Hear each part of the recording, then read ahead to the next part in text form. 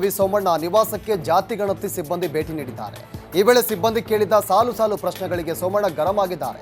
ಸಮೀಕ್ಷೆ ಮಾಡಲು 9 ಸಿಬ್ಬಂದಿ ಏಕೆ? ನಮ್ಮ ಕೇಂದ್ರದ ಜಾತಿ ಗಣತಿ ಹೇಗೆ ಮಾಡ್ತಾರೆ ನೋಡಿ ಕಲೀರಿ ಅಂತ ಹೇಳಿದ್ದಾರೆ. ಸಮೀಕ್ಷೆಯಲ್ಲಿ ಇಷ್ಟೊಂದು ಪ್ರಶ್ನೆಗಳು ಬೇಕಾ? ಇದೆಲ್ಲ ನೀವು ಸರ್ಕಾರಕ್ಕೆ ತಿಳಿಸೋದು ಬೇಡವಾ? ಸರ್ಕಾರದ ಏಜೆಂಟರಂತೆ ಕೆಲಸ ಮಾಡಬೇಡಿ ಅಂತ ಸಿಬ್ಬಂದಿಗೆ ಸೋಮಣ್ಣ ತರಾಟೆಯನ್ನು ತೆಗೆದುಕೊಂಡಿದ್ದಾರೆ. ಅಲ್ಲದೆ ನಿಮಗೆ ಮದುವೆ ಆದಾಗ ಎಷ್ಟು ವಯಸ್ಸು ಅಂತ ಕೇಳಿದಾಗ ಸೋಮಣ್ಣ ಸಿಟ್ಟಾಗಿದ್ದಾರೆ. ಇವೆಲ್ಲ ಯಾಕೆ ದುರಂತ?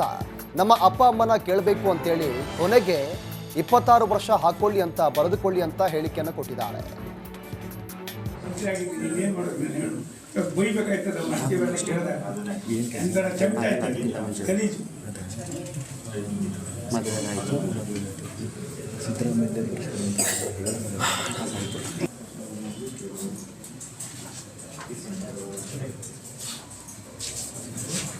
ನೀವು ಅಲ್ಲಿ ಕೆಲಸ ಮಾಡುತ್ತಿದ್ದೀರಾ, ಹೌದಾದರೆ ಏನು ಅಂತ ಸರ್ಕಾರಿ ಮಾಸಿಕ ವೇತನದ ಆಧಾರ, ಮಾಸಿಕ ವೇತನದ ಮೇಲೆ ಖಾಸಗಿ ಉದ್ಯೋಗ, ಸ್ವಂತ ಉದ್ಯೋಗ, ಸ್ವಯಂ ಉದ್ಯೋಗ. ಸರ್ಕಾರದ ವಿರುದ್ಧ ಕೇಂದ್ರ ಸಚಿವ ವಿ ಸೋಮಣ್ಣ ವಾಗ್ದಾಳಿ ನಡೆಸಿದ್ದಾರೆ. ಸಿಎಂ ಕೆಲಸಕ್ಕೆ ಬಾರದ ಕೆಲಸ ಸೃಷ್ಟಿ ಮಾಡಿದ್ದಾರೆ. ಇದೊಂದು ಅವೈಜ್ಞಾನಿಕ ಜಾತಿ ಸಮೀಕ್ಷೆ ಆಗಿದೆ. ಸರ್ವೆ ತಾಂತ್ರಿಕ ಸಮಸ್ಯೆಯಿಂದಾಗಿ ಕೂಡಿದೆ. ನಮ್ಮ ಮನೆ ಸಮೀಕ್ಷೆಗೆ ಬರೋಬ್ಬರಿ 1 ಗಂಟೆ 4 ನಿಮಿಷ ತೆಗೆದುಕೊಂಡಿದ್ದಾರೆ ಅಂತ ಸೋಮಣ್ಣ ಕಿಡಿಕಾರಿದರು. 9 ಗಂಟೆ 20 ನಿಮಿಷಕ್ಕೆ ಕುಳಿತವನು ಸುಮಾರು 1 ಗಂಟೆ 4 ನಿಮಿಷ ಆದರೂ ಕೂಡ ಒಬ್ಬನ ಮಾಹಿತಿಯನ್ನು ಪಡೆಯೋದಕ್ಕೆ ಅಧಿಕಾರಿಗಳ ಕೈಲಿ ಆಗಲಿಲ್ಲ.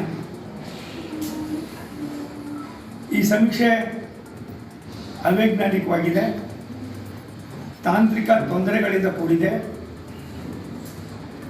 ಮಾಹಿತಿ ಇಲ್ಲದೆ ಇರ್ತಕ್ಕಂಥ 10 ಭಾಗಗಳ ವ್ಯವಸ್ಥೆಗಳನ್ನು ತಂದು ಯಾರು ಸರಿಯಾಗಿ ಮಾಹಿತಿ ಕೊಡ್ತೀರಂತೀರೋ ಅವರು ಕೂಡ ಕೊಡದೆ ಹೋಗೋದಕ್ಕೆ.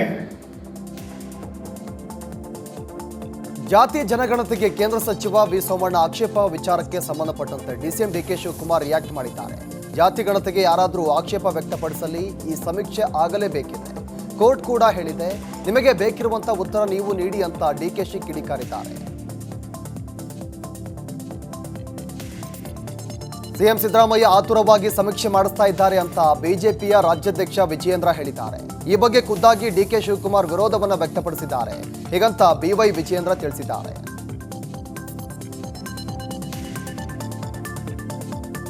ಲಿಂಗಾಯತ ಮಠಾಧಿಪತಿಗಳ ಒಕ್ಕೂಟ, ಬಸವ ಕಲ್ಯಾಣ ಸಮಸ್ತ, ಬಸವ ಪರ ಸಂಘಟನೆಗಳ ಸಹಯೋಗದಲ್ಲಿ ಅರಮನೆ ಮೈದಾನದಲ್ಲಿ ಬಸವ ಸಂಸ್ಕೃತಿ ಅಭಿಯಾನ ಸಮಾರೋಪ ಹಮ್ಮಿಕೊಳ್ಳಲಾಗಿದೆ.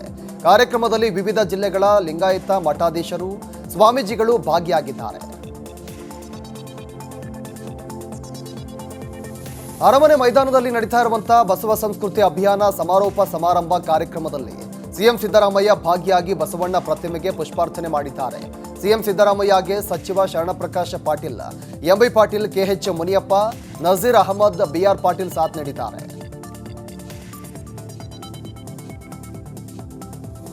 ಯಾದಗಿರಿ ಜಿಲ್ಲೆಯ ಸೊರಪುರ ತಾಲೂಕಿನ ಕೆಂಬಾವಿ ಮಲ್ಲಯ್ಯನ ಜಾತ್ರೆಯಲ್ಲಿ ಬಸವರಾಜ ಪೂಜಾರಿ ಕಾರ್ಣಿಕ ನುಡಿದಿದ್ದಾರೆ.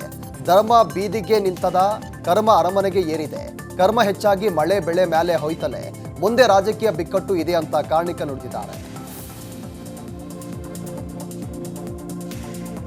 ನವೆಂಬರ್ ತಿಂಗಳಲ್ಲಿ ರಾಜ್ಯ ರಾಜಕೀಯದಲ್ಲಿ ಅಲ್ಲೋಲ ಕಲ್ಲೋಲವಾಗಲಿದೆ ಅಂತ ಬಿಜೆಪಿ ರಾಜ್ಯಾಧ್ಯಕ್ಷ ಬಿವೈ ವಿಜಯೇಂದ್ರ ಹೇಳಿಕೆಯನ್ನು ಕೊಟ್ಟಿದ್ದಾರೆ. ಡಿಕೆ ಶಿವಕುಮಾರ್ ನಡೆ ಡಿಕೆಶಿ ಕಡೆ ಇದೆ, ಡಿಕೆಶಿ ನಡೆ ಸಿದ್ದರಾಮಯ್ಯ ಕಡೆ ಇದೆ, ಆದರೆ ಶಾಸಕರ ನಡೆ ಬೇರೆ ಕಡೆ ಇದೆ ಅಂತ ಹೇಳಿದ್ದಾರೆ.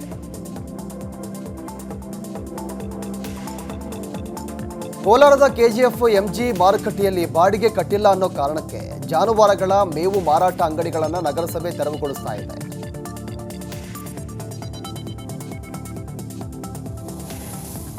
ಬಾಗಲಕೋಟೆ ಜಿಲ್ಲೆ ತಿಮ್ಮಾಪುರದಲ್ಲಿ ದಸರಾ ವೇಳೆ ನದಿಯಲ್ಲಿ ಕಣ್ಮರೆಯಾಗಿದ್ದ ಯುವಕ ಶವವಾಗಿ ಪತ್ತೆಯಾಗಿದ್ದಾನೆ. ಚಿಚ್ಚಖಂಡಿ ಬಿಕೆ ಗ್ರಾಮದ ಬಳಿ ಘಟಪ್ರಭಾ ಸೇತುವೆ ಬಳಿ ಸ್ನಾನಕ್ಕೆ ಹೋದಾಗ ಸಚಿನ್ ಮಾಧಾರ ನಾಪತ್ತೆಯಾಗಿದ್ದ.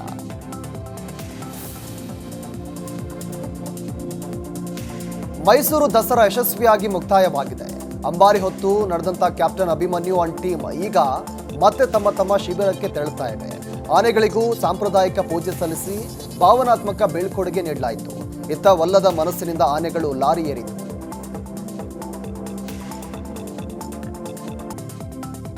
ದೇಶ ವಿದೇಶಕ್ಕೆ ರಫ್ತಾಗುವ ಬೆಳಗಾವಿ ಸಂಜೀವಿನಿ ಶಾವಿಗೆಗೆ ಬ್ರ್ಯಾಂಡ್ ಕಲ್ಪಿಸಲು ಸರ್ಕಾರ ಮುಂದಾಗಿದೆ. ಬೆಳಗಾವಿ ಜಿಲ್ಲಾ ಪಂಚಾಯತ್ ಸಿಇಒ ರಾಹುಲ್ ಶಿಂದೆ ನೇತೃತ್ವದಲ್ಲಿ ಬ್ರ್ಯಾಂಡಿಂಗ್ ಮಾಡಿ ಬೃಹತ್ ಮಾರುಕಟ್ಟೆ ಕಲ್ಪಿಸಲು ಸಿದ್ಧತೆ ಮಾಡ್ತಾ ಇದೆ. ಸೂಕ್ತ ಮಾರುಕಟ್ಟೆ ಸಿಕ್ಕರೆ 204 ಮಹಿಳಾ ಸಂಘಗಳಿಗೆ ಸಹಾಯವಾಗಲಿದೆ. ಜಿಲ್ಲೆಯಲ್ಲಿ ಒಟ್ಟು 26,000 ಮಹಿಳಾ ಸ್ವಸಹಾಯ ಸಂಘಗಳಿದೆ. ಬೆಳಗಾವಿ, ಬೈಲಹೊಂಗಲ, ಕಾಗವಾಡ, ಅಥಣಿ, ಚಿಕ್ಕೋಡಿ, ಸವದತ್ತಿ, ರಾಮದುರ್ಗ ತಾಲೂಕಿನಲ್ಲಿ ಶಾವಿಗೆ ತಯಾರು ಮಾಡಲಾಗ್ತಾ ಇದೆ. ಅದರಲ್ಲೂ ಬೆಳಗಾವಿ ತಾಲೂಕಿನ ಸಾಂಬ್ರಾ, ಶಿಂದೊಳ್ಳಿ, ಮುತಗಾದಲ್ಲಿ ತಯಾರಾಗುವಂಥ ಶಾವಿಗೆಗೆ ಬಹು ಬೇಡಿಕೆ ಇದೆ. ಸರ್, ನಾವು ಇಲ್ಲೇ ಮನೆಯಿಂದನೇ ಸೇಲ್ ಮಾಡ್ತೀವಿ. ನಮ್ಮ ಮಾರ್ಕೆಟ್ ಲೆವೆಲ್ ಐತಿ. ಆದರೆ ನಮ್ಮಂತ ತೊಗೊಂಡು ಹೋದಂಥ ಕಸ್ಟಮರ್ ಏನಿದಾರಲ್ರಿ, ಔಟ್ ಆಫ್ ಕಂಟ್ರಿ ಜಾಸ್ತಿ ಜನ ಹೋಗ್ತಾರೆ. ನಿಯರ್ ಅಬೌಟ್ ನಮ್ಮ ಶಾವಿಗೆ 23 ಕಂಟ್ರಿಗೆ ಶಾವಿಗೆ ಹೋಗ್ತದೆ ರೀ. ಸರ್, ಅಮೇರಿಕಾ ಹೋಗ್ತದೆ, ಕೆನಡಾ ಹೋಗ್ತದೆ, ಜರ್ಮನ್ ಹೋಗ್ತದೆ, ಹಾಂಗ್ಕಾಂಗ್ ಹೋಗ್ತದೆ, ಥೈಲ್ಯಾಂಡ್ ಹೋಗ್ತದೆ, ಜಪಾನ್ ಹೋಗ್ತದೆ. ಈ ಥರ ಸುಮಾರು ಕಂಟ್ರಿಗೆ ಸೌದಿ ಕಂಟ್ರೀಸ್, ಆಲ್ಮೋಸ್ಟ್ ಆಲ್ ಎಲ್ಲ ಕಂಟ್ರೀಸ್ಗೂ ನಮ್ಮ ವಿ ಸೋಮಣ್ಣ ನಿವಾಸಕ್ಕೆ ಜಾತಿ ಗಣತಿ ಸಿಬ್ಬಂದಿ ಭೇಟಿ ನೀಡಿದ್ದಾರೆ. ಈ ವೇಳೆ ಸಿಬ್ಬಂದಿ ಕೇಳಿದ ಸಾಲು ಸಾಲು ಪ್ರಶ್ನೆಗಳಿಗೆ ಸೋಮಣ್ಣ ಗರಂ ಆಗಿದ್ದಾರೆ.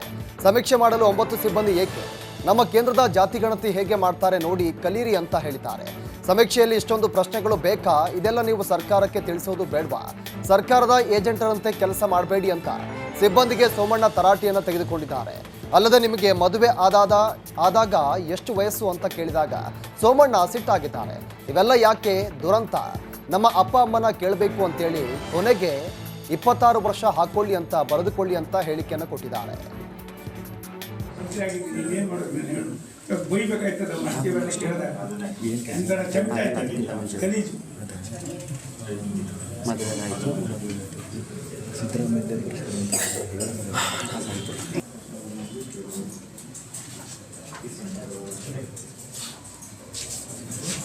ನೀವು ಅಲ್ಲಿ ಕೆಲಸ ಮಾಡುತ್ತಿದ್ದೀರಾ? ಹೌದಾದರೆ ಏನು ಅಂತ ಸರ್ಕಾರಿ ಮಾಸಿಕ ವೇತನದ ಆಧಾರ, ಮಾಸಿಕ ವೇತನದ ಆಧಾರದ ಮೇಲೆ ಖಾಸಗಿ ಉದ್ಯೋಗ, ಸ್ವಂತ ಉದ್ಯೋಗ, ಸ್ವಯಂ ಉದ್ಯೋಗ. ಸರ್ಕಾರದ ವಿರುದ್ಧ ಕೇಂದ್ರ ಸಚಿವ ವಿ ಸೋಮಣ್ಣ ವಾಗ್ದಾಳಿ ನಡೆಸಿದ್ದಾರೆ. ಸಿಎಂ ಕೆಲಸಕ್ಕೆ ಬಾರದ ಕೆಲಸ ಸೃಷ್ಟಿ ಮಾಡಿದ್ದಾರೆ. ಇದೊಂದು ಅವೈಜ್ಞಾನಿಕ ಜಾತಿ ಸಮೀಕ್ಷೆ ಆಗಿದೆ. ಸರ್ವೆ ತಾಂತ್ರಿಕ ಸಮಸ್ಯೆಯಿಂದಾಗಿ ಕೂಡಿದೆ. ನಮ್ಮ ಮನೆ ಸಮೀಕ್ಷೆಗೆ ಬರೋಬ್ಬರಿ 1 ಗಂಟೆ 4 ನಿಮಿಷ ತೆಗೆದುಕೊಂಡಿದ್ದಾರೆ ಅಂತ ಸೋಮಣ್ಣ ಕಿಡಿಕಾರಿದರು. 9 ಗಂಟೆ 20 ನಿಮಿಷಕ್ಕೆ ಕುಳಿತವನು ಸುಮಾರು 1 ಗಂಟೆ 4 ನಿಮಿಷ ಆದರೂ ಕೂಡ ಒಬ್ಬನ ಮಾಹಿತಿಯನ್ನು ಪಡೆಯೋದಕ್ಕೆ ಅಧಿಕಾರಿಗಳ ಕೈಲಾಗಲಿಲ್ಲ. ಈ ಸಮೀಕ್ಷೆ ಅವೈಜ್ಞಾನಿಕವಾಗಿದೆ, ತಾಂತ್ರಿಕ ತೊಂದರೆಗಳಿಂದ ಕೂಡಿದೆ. ಮಾಹಿತಿ ಇಲ್ಲದೆ ಇರ್ತಕ್ಕಂಥ 10 ಭಾಗಗಳ ವ್ಯವಸ್ಥೆಗಳನ್ನು ತಂದು ಯಾರು ಸರಿಯಾಗಿ ಮಾಹಿತಿ ಕೊಡ್ತೀರಂತೀರೋ ಅವರು ಕೂಡ ಕೊಡದೆ ಹೋಗೋದಕ್ಕೆ. ಜಾತಿ ಜನಗಣತಿಗೆ ಕೇಂದ್ರ ಸಚಿವ ವಿ ಸೋಮಣ್ಣ ಆಕ್ಷೇಪ ವಿಚಾರಕ್ಕೆ ಸಂಬಂಧಪಟ್ಟಂತೆ ಡಿಸಿಎಂ ಡಿಕೆ ಶಿವಕುಮಾರ್ ರಿಯಾಕ್ಟ್ ಮಾಡಿದ್ದಾರೆ. ಜಾತಿ ಗಣತಿಗೆ ಯಾರಾದರೂ ಆಕ್ಷೇಪ ವ್ಯಕ್ತಪಡಿಸಲಿ, ಈ ಸಮೀಕ್ಷೆ ಆಗಲೇಬೇಕಿದೆ. ಕೋರ್ಟ್ ಕೂಡ ಹೇಳಿದೆ, ನಿಮಗೆ ಬೇಕಿರುವಂಥ ಉತ್ತರ ನೀವು ನೀಡಿ ಅಂತ ಡಿಕೆಶಿ ಕಿಡಿಕಾರಿದ್ದಾರೆ. ಸಿಎಂ ಸಿದ್ದರಾಮಯ್ಯ ಆತುರವಾಗಿ ಸಮೀಕ್ಷೆ ಮಾಡಿಸ್ತಾ ಇದ್ದಾರೆ ಅಂತ ಬಿಜೆಪಿಯ ರಾಜ್ಯಾಧ್ಯಕ್ಷ ವಿಜಯೇಂದ್ರ ಹೇಳಿದ್ದಾರೆ. ಈ ಬಗ್ಗೆ ಖುದ್ದಾಗಿ ಡಿಕೆ ಶಿವಕುಮಾರ್ ವಿರೋಧವನ್ನು ವ್ಯಕ್ತಪಡಿಸಿದ್ದಾರೆ. ಹೀಗಂತ ಬಿವೈ ವಿಜಯೇಂದ್ರ ತಿಳಿಸಿದ್ದಾರೆ.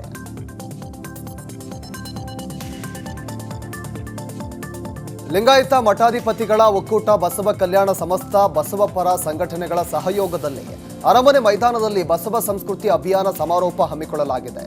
ಕಾರ್ಯಕ್ರಮದಲ್ಲಿ ವಿವಿಧ ಜಿಲ್ಲೆಗಳ ಲಿಂಗಾಯತ ಮಠಾಧೀಶರು, ಸ್ವಾಮೀಜಿಗಳು ಭಾಗಿಯಾಗಿದ್ದಾರೆ. ಅರಮನೆ ಮೈದಾನದಲ್ಲಿ ನಡೀತಾ ಇರುವಂತಹ ಬಸವ ಸಂಸ್ಕೃತಿ ಅಭಿಯಾನ ಸಮಾರೋಪ ಸಮಾರಂಭ ಕಾರ್ಯಕ್ರಮದಲ್ಲಿ ಸಿಎಂ ಸಿದ್ದರಾಮಯ್ಯ ಭಾಗಿಯಾಗಿ ಬಸವಣ್ಣ ಪ್ರತಿಮೆಗೆ ಪುಷ್ಪಾರ್ಚನೆ ಮಾಡಿದ್ದಾರೆ. ಸಿಎಂ ಸಿದ್ದರಾಮಯ್ಯಗೆ ಸಚಿವ Sharanprakash Patil, MB Patil, KH Muniyappa, Nazeer Ahmed, BR Patil ಸಾಥ್ ನೀಡಿದ್ದಾರೆ.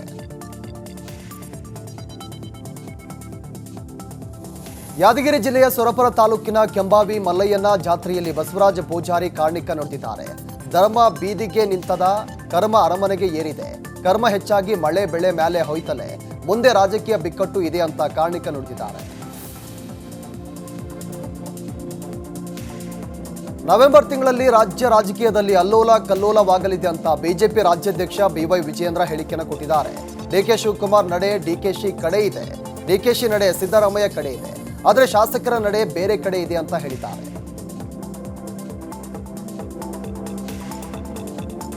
ಕೋಲಾರದ ಕೆಜಿಎಫ್ ಎಂಜಿ ಮಾರುಕಟ್ಟೆಯಲ್ಲಿ ಬಾಡಿಗೆ ಕಟ್ಟಿಲ್ಲ ಅನ್ನೋ ಕಾರಣಕ್ಕೆ ಜಾನುವಾರುಗಳ ಮೇವು ಮಾರಾಟ ಅಂಗಡಿಗಳನ್ನು ನಗರಸಭೆ ತೆರವುಗೊಳಿಸ್ತಾ ಇದೆ.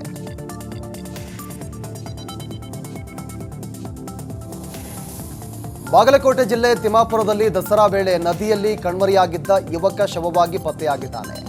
ಚಿಚ್ಚಖಂಡಿ ಬಿಕೆ ಗ್ರಾಮದ ಬಳಿ ಘಟಪ್ರಭಾ ಸೇತುವೆ ಬಳಿ ಸ್ನಾನಕ್ಕೆ ಹೋದಾಗ ಸಚಿನ್ ಮಾಧಾರ ನಾಪತ್ತೆಯಾಗಿದ್ದ.